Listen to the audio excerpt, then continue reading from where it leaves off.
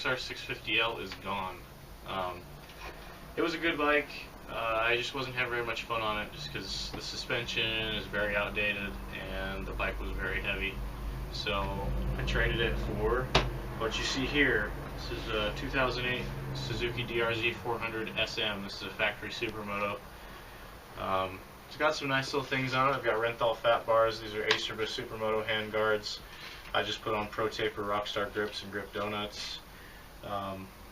Today I ordered 18 and 21 inch wheel set, so I'm going to have the Supermoto and the Dual Sport set up for this bike. When I got the opportunity to get this bike, I was really excited because from the factory this bike has RMZ forks, RMZ swing arm and RMZ shock. So this bike with an 18 and 21 inch wheel set will be better off-road than a DRZ 400S pretty much ever will be. So this is the bike I decided to go with. The wheel set was only about $500, so financially speaking, doing this was several $1,000s less than upgrading the Honda's suspension to match this, and then a Supermoto setup for the Honda was going to cost me $800 to $1,000, and then the suspension itself was going to be more than $1,000. So this is a lighter bike, it's a quicker bike, and it's money better spent. Alright, so I've had this one for several weeks, probably about a month now, and this will be the first time I've actually shown it on camera. I've just been so busy actually riding it, and I haven't been shooting very much video. You've seen a few little clips with it, but this is my 97 KDX 200 Kawasaki. I was searching for a while to find an off-road bike specifically for enduro or enduro cross style riding.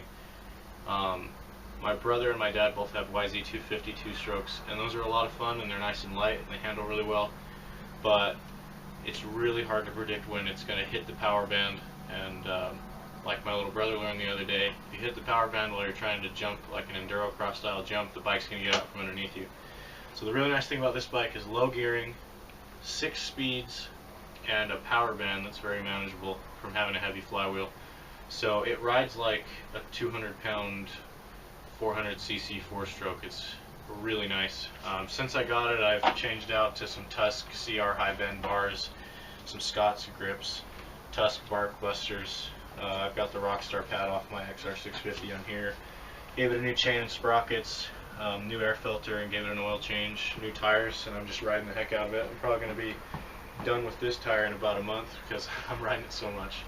But for enduro style riding, this bike is fantastic. It's so light, and it's not crazy powerful, but with the 6-speed transmission, it actually has a higher top speed than a YZ250, and in the very rough terrain, it's more manageable. The suspension's really outdated, but when you're really riding in like really gnarly, rocky stuff, the flex that the forks give you is actually helpful, which sounds strange. And if you ride it right, it's just as fast in the desert as anything else. So I'm really happy with this bike, and I'll throw in a little clip right here from my enduro cross track that I'm building.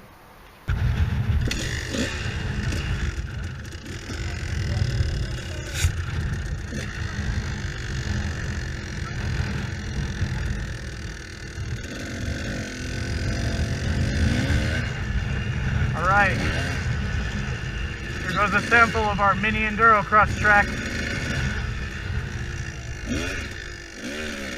First up, the tire jump. Small log jump. Barrel jump. Rock garden. Big jump. Alright, so this is my other new bike. This is a 2014 Trek Marlin 6 29er. I bought it locally here at Outdoor Adventures in Las Cruces. This was last year's model, so I got it for like $100 off. So far, I've probably got about a half a dozen rides on it, ranging from beginner trails to a Black Diamond. In the Black Diamond trail, I was really wishing I had full suspension, but that'll come. for the price, it's really hard to beat a bike like this, and without full suspension, it's super light. So it's great for like cross-country riding.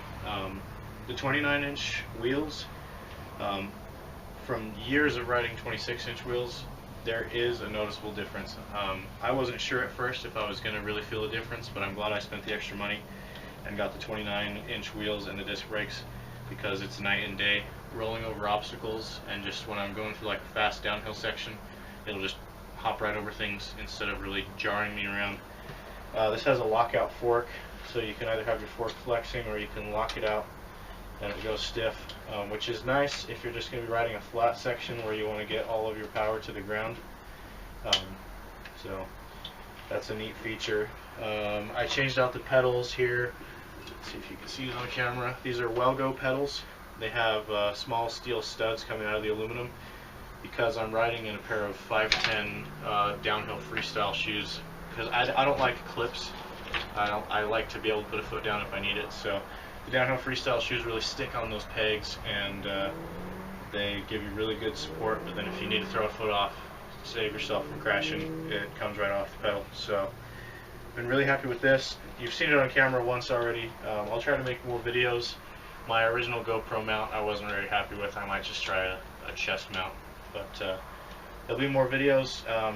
This weekend for Memorial Day I'm going to Plano, Texas, and my brother-in-law says that there's a lake there that has some really good trails around it, so hopefully I can get some footage of that and share that with you guys.